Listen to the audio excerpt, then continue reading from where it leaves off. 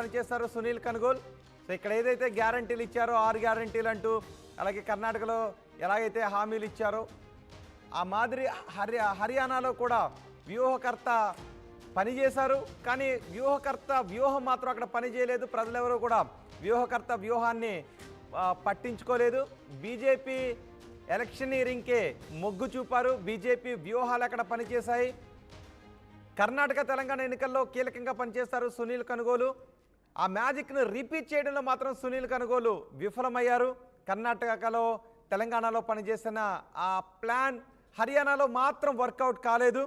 శివగారు, సునీల్ కనుగోలు చాలా ఆశలే పెట్టుకొని పనిచేశారు. అక్కడ 10 నెలలు సుమారు అక్కడ అవిశ్రాంతంగా పనిచేశారు. కానీ హర్యానా ప్రజలు మాత్రం గ్యారంటీలను ఏమీ నమ్మలేదు. సౌత్లో పనిచేసిన ఆ గ్యారంటీలు మాత్రం హర్యానాలో పనిచేయకపోవడానికి కారణం ఏమనుకోవాలి? వ్యూహకర్తల వైఫల్యాన్ని ఎలా చూడాలి? వ్యూహకర్త వరకు వైఫల్యము గ్యారంటీల గురించి కాదు, కానీ పార్టీలు అంతర్గతంగా ఉన్న వర్గాలని దగ్గర చేయడంలో కానీ, అభ్యర్థుల ఎంపికలు ముందస్తుగా చేసి వాళ్ళకు తగినంత సమయం ఇప్పించడంలో వ్యూహకర్త ఫెయిల్ అయినట్టుగా అనుకోవాలి. అయితే ఈయన చెప్పాడు రాహుల్ గాంధీ వినలేదంటే అది మనకు తెలియదు, ఇంటర్నల్ పాయింట్. కానీ రాహుల్ గాంధీ ఇక్కడ తెలంగాణ, స్పెషల్లీ తెలంగాణలో చేసిన మ్యాజిక్ అయితే హర్యానాలో చేయలేకపోయాడు. దాదాపు 10 నెలల నుంచి పనిచేస్తూ ఉన్నాడు. మంచి పేరు ఉంది, బాగా చేస్తాడు కూడా, వాస్తవం కూడా బాగుంటుంది, అతను వర్కింగ్ కూడా బాగానే ఉంటుంది. కానీ హర్యానాలో ఇంత వస్తుందని అతను ఊహించలేకపోవటం ఖచ్చితంగా సునీల్ కనుగోలుకి, తర్వాత అతని మీద ఆశలు పెట్టుకున్న కాంగ్రెస్కి. ఎందుకంటే అతను మహారాష్ట్రలో పనిచేస్తున్నాడు, రెస్ట్ వచ్చి మహారాష్ట్రలో పనిచేస్తూ ఉన్నాడు. ఇప్పుడు మహారాష్ట్రలో ఇంతకన్నా ఎక్కువ ఓట్లు గెలిచడానికి అవకాశం ఉంది. మీ నెంబర్ ఆఫ్ పార్టీలు ఎక్కువ ఉండటం, పెద్ద బలమున్న నాయకులు చాలా ఉండటం వల్ల ఉందన్నమాట. సో ఈ హర్యానా క్యాస్కేడింగ్ ఎఫెక్ట్ మహారాష్ట్ర మీద పడుతూ ఉంది. ఖచ్చితంగా Sunil Kanugolu could have done much better. అతను గెలిచే అవకాశం ఉంది, గెలిచే పరిస్థితి ఉంది. సో ఎగ్జిట్ పోల్స్ అన్ని ఇప్పుడు తప్పిపోయినా కానీ ఏకపక్షంగానే గెలుస్తాయని చెప్పవు. గ్రౌండ్లో వాళ్ళకి కనిపించింది, వాళ్ళకి స్మెల్ ఉంటుంది అదే. సో దాన్ని ఆ గెలిచే ఉన్న పరిస్థితిని గెలుపుకి తీసుకెళ్ళలేకపోవడం ఖచ్చితంగా కనుగోలు ఫెయిల్యూర్గానే మనం దాన్ని చూడాలి. అది రెండోది, ఈయన ఇచ్చిన 6 గ్యారంటీలు కూడా ఆల్రెడీ కాంగ్రెస్తో ఉన్న వర్గాలకి ఉపయోగపడేలాగానే ఉన్నాయి, కానీ కాంగ్రెస్కు దూరంగా ఉన్న వర్గాలకు ఉపయోగపడేలాగా నాకేమీ కనిపించలేదన్నమాట. ఎవరైతే మనకు ఈ జాట్స్ అంటే వ్యవసాయాలు, తర్వాత కిసాన్, జవాన్, పహిల్వాన్ ఉన్నారో వాళ్ళకే ఎక్కువ పనికొచ్చేలాగా ఉన్నాయి, కానీ వేరే వర్గాలకి అంటే సంఖ్యాపరంగా తక్కువ ఉన్న వర్గాలకి, ఫలితాలను చూపించే వర్గాలకి పెద్దగా ఉపయోగపడే కూడా మాట్లాడుతున్నారు. ఏం మాట్లాడుతున్నారు?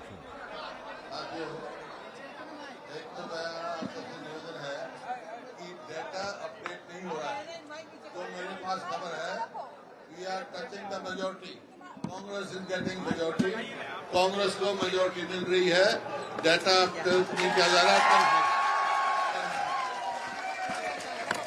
कंफ्यूजन क्रिएट किया जा रहा है। बहुत सारी सीटें हैं जो हम जीत चुके हैं, वो अपडेट नहीं की। जैसे चट्ठा साहब है, शैली है, रामकरण है, अशोक अरोड़ा है, ऐसे कई सीटें हैं जो हमारे खबर मिली हैं। जैसे आदमपुर में भी हम लीड कर रहे हैं, दर्जन में भी लीड कर रहे हैं, बहुत सारी कॉन्स्टिट्यूंसी हैं, जैसे रोहतक भी हम जीतने जा रहे हैं। तो ये अपडेट नहीं हो रहा है डाटा इलेक्शन कमीशन में, और कई जगह काउंटिंग की गई है। तो मेरा एक तो सभी जो काउंटिंग एजेंट्स हैं उनसे, साथियों से निवेदन है कि आप डटे रहो, मेजोरिटी आ रही है। सर आप इतने सीनियर, शांत रहो भाई, शांत रहो। सर आप इतने सीनियर लीडर हैं, मुख्यमंत्री रह चुके हैं 10 साल तक। आज 2:30 बजे जब काउंटिंग हो रही है, क्या आप पूरी जिम्मेवारी से ये बात अपने जो कार्यकर्ता है उसको बता रहे हैं? हाँ, मेरे पास खबर है, कई जगह काउंटिंग रुकी हुई है, जैसे रोहतक शहर की रुकी हुई है, और कई जगह है जो कंफ्यूजन के लिया, डाटा अपडेट नहीं किया। मान लो जहाँ कहीं 10 राउंड की हुई है, 11 राउंड तक, 12 राउंड तक हुई है, 7 राउंड तक का डाटा किया है। कई जगह जो जैसे थानेसर है, वहाँ हमारा कैंडिडेट जीत भी गया है, सर्टिफिकेट भी ले आया, वो भी अभी उसमें नहीं डाल रहे हैं। इस प्रकार से कंफ्यूजन क्रिएट हो रहा है। डाटा अपडेट कराने में इलेक्शन कमीशन हुआ तो डाटा अपडेट करें, और जैसे मैंने कहा ये खेल है, बॉल कभी इधर कभी उधर, लेकिन गोल हम मारेंगे।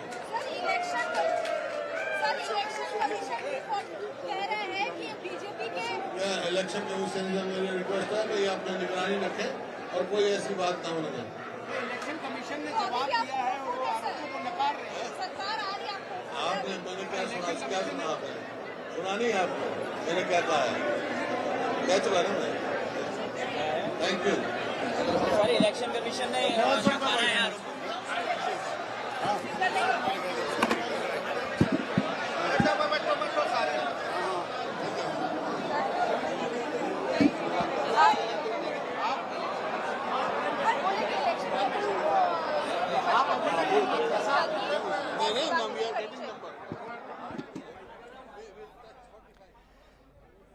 భూపేందర్ సింగ్ హుడా కూడా మాట్లాడుతున్నారు. భూపేందర్ సింగ్ హుడా కూడా భారీ మెజార్టీతో ఆయన గెలుస్తున్నారు.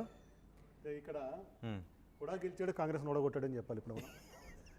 ఆమ్ ఆద్మీ ఎందుకంటే పార్టీ రాహుల్ గాంధీ ఆప్తో కేజ్రీవాల్తో పొత్తుకు ఆయన ప్రయత్నం చేశాడు, సునీల్ కానుగోలు చెప్పాడు, వీళ్ళు ప్రయత్నం చేశారు.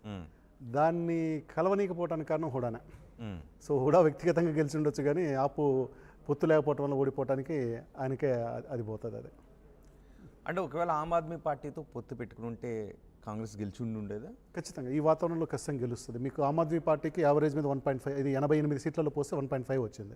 ఈ 1.5లో ఈ దక్షిణ హర్యానా చుట్టుపక్కల గుర్గావు, భివానీ, మహేంద్రగఢ్ ఈ 4 ప్రాంతాల్లో యావరేజ్ మీద వాళ్ళకి 8 నుంచి 10,000 ఓట్లు వచ్చి ఉంటాయి అనుకుంటారు. 5,000 పైన అయితే వచ్చి ఉంటాయి. ఈ 2 చోట్లలో ఈ 20 బీజేపీ గెలిచిన చోట ఆమ్ ఆద్మీ పార్టీ పొందిన ఓట్లు చాలా తక్కువగానే ఉన్నాయి. అది చూడాలి. ఎక్కడ చూడాలి అంటే ఇక్కడ 20 నియోజకవర్గాలు ఉన్నాయి సౌత్లో.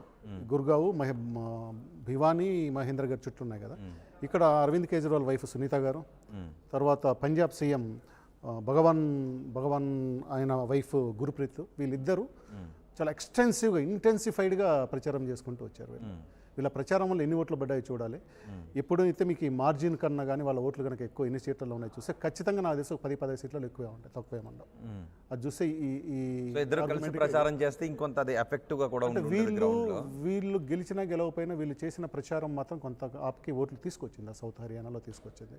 ఇంకొక ముఖ్యమైన పాయింట్ ఏంటంటే మనం ఐఎన్ఎల్డీ అంటున్నాం, కానీ ఐఎన్ఎల్డీ మొదటి నుంచి అది వాళ్ళ ఓటే ఉంది. డేరా సచిదేవ్ ప్రభావం నాకు ఇక్కడ పైన కనిపిస్తుంది.